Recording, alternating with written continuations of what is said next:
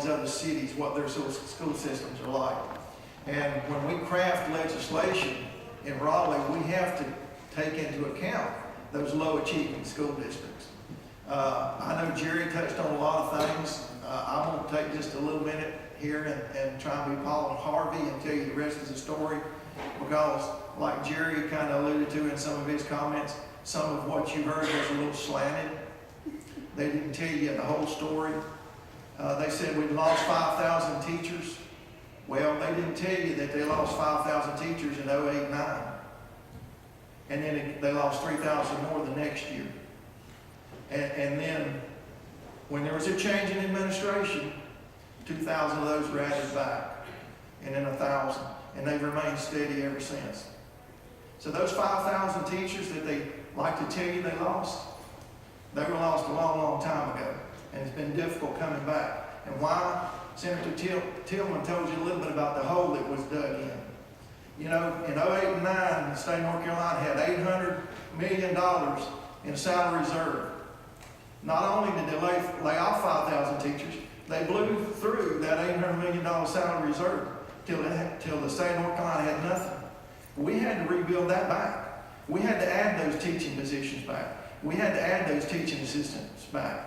We had to rebuild that salary reserve that they blew through.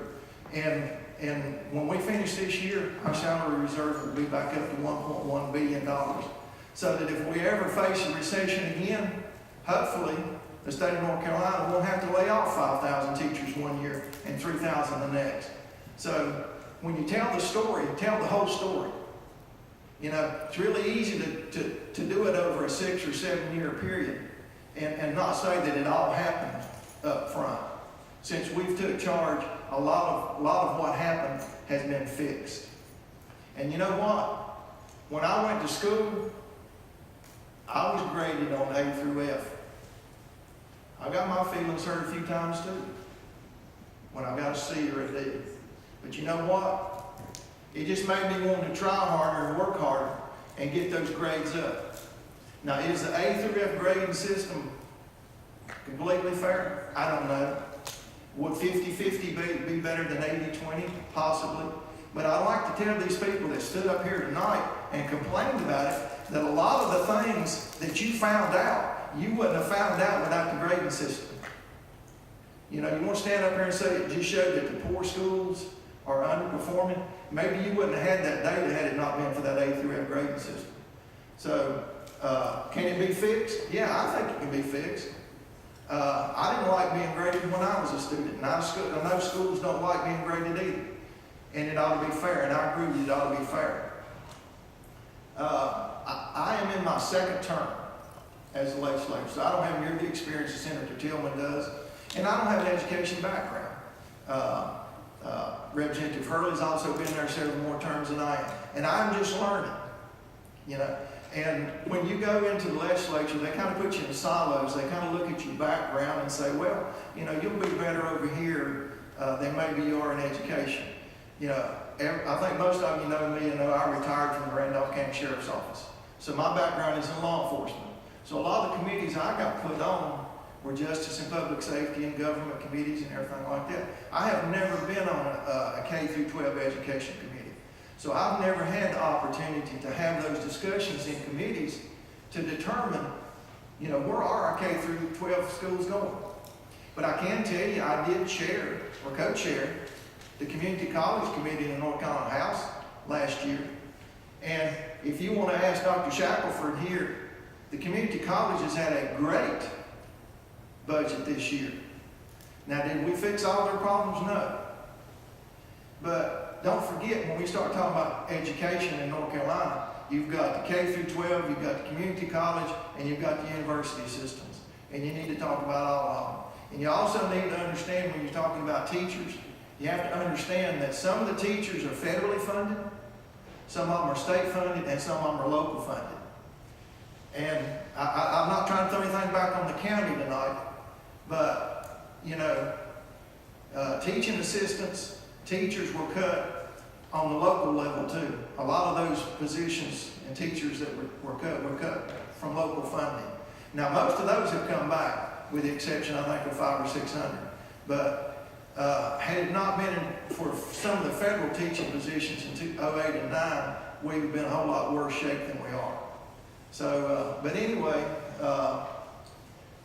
I'm here. I'm stand ready for any questions. My expertise, and I'll stand here and tell you, is not in K through 12. I do work, I do listen, I do read the bills, I do understand what the challenges and the problems are, and I'm willing to sit down with anybody and listen to their concerns. That's why I'm here tonight.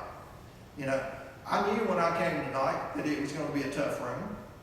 And I could have easily, I was in Raleigh today, I could have easily made an excuse and stayed a little bit longer and met with somebody else and not been here. And I don't know any of you would have been the wiser. But I'm not one to run from a discussion. Even if I know that there's people that's going to be pretty much 90% of the people in the room is going to be against me. But I'm here. You tell me what you think. You tell me what you want. And we'll go back down to Raleigh and we'll try and make things right.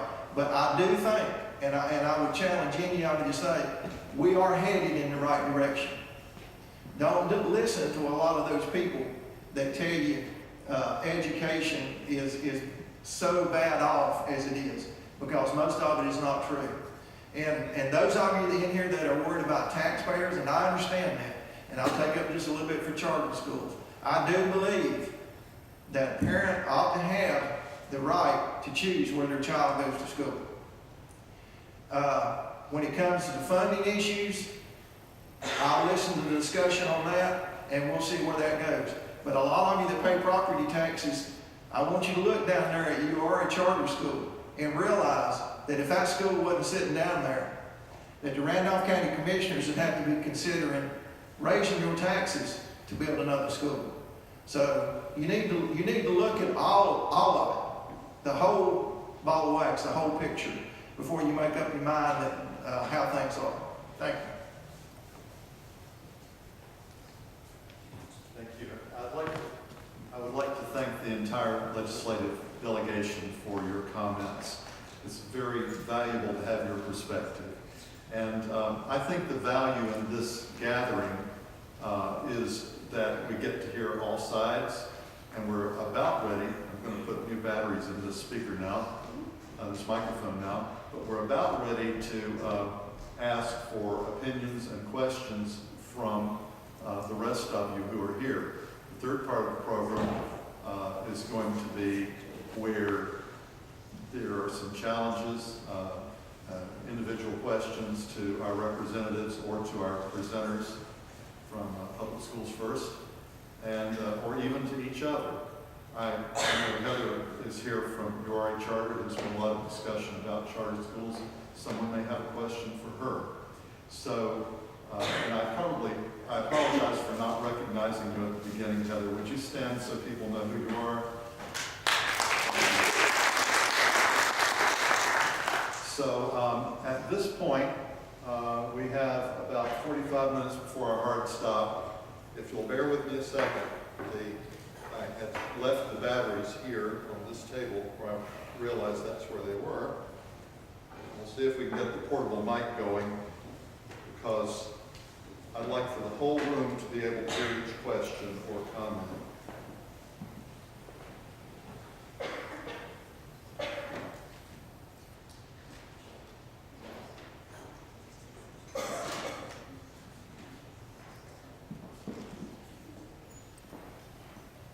Testing.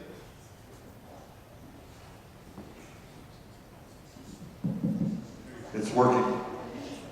Okay, so if you'll raise your hand. Ladies first, Bob, you're second.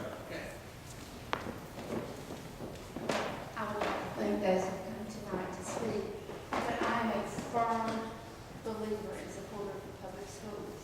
I am opposed to my tax dollars going to charter schools. I'm opposed to vouchers.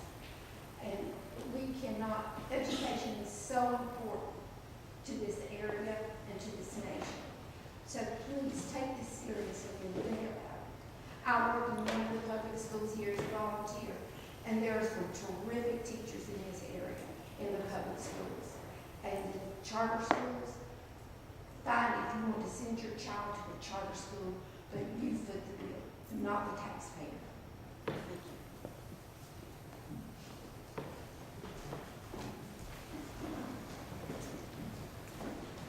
Everybody's got an opinion, and I'm not going to tell you that.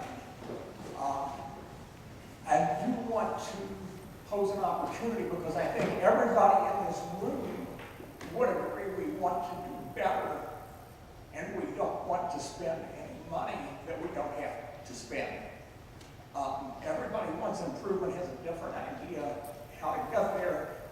In my experience, working with some complicated organizations, the first thing you do when you don't have agreement, but you know you want to do better, is ask who's doing better, go look at it, and find out how they do that. That place exists a little bit, a few hours north of here. Ontario province in Canada is spending less money per person than we spend in the United States, close to what we spend in North Carolina. But getting teachers make $45,000 to $55,000 a year. At 10 years, they're making $75,000 to $95,000. The ones with PhDs in high school are making $120,000.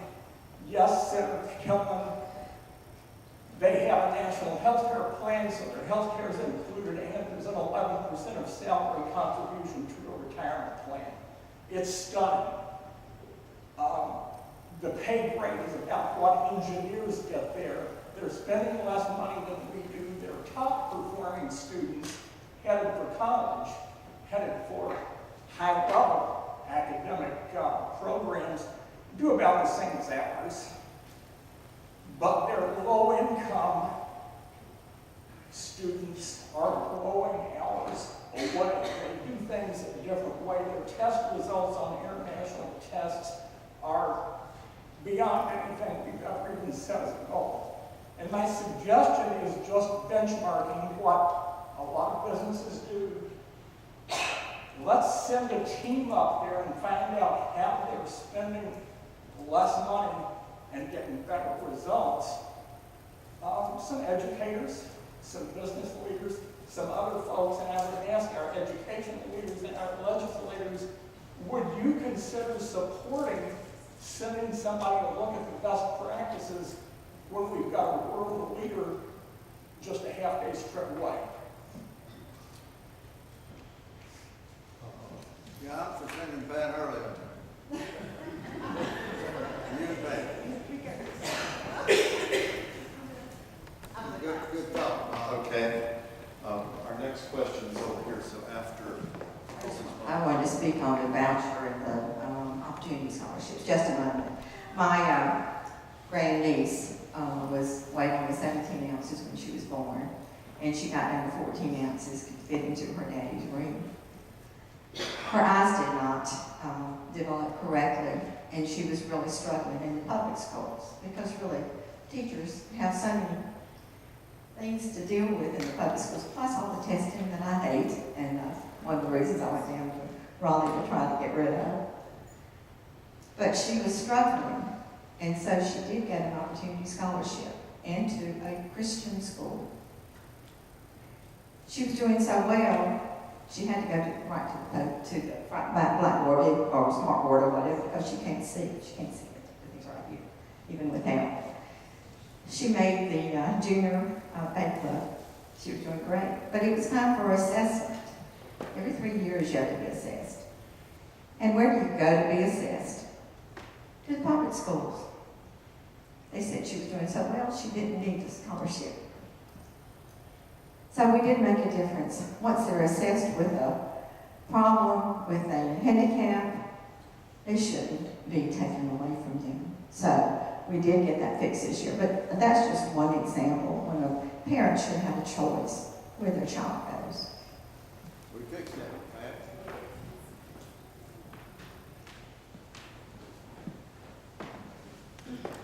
This question would be probably for Senator Tillman.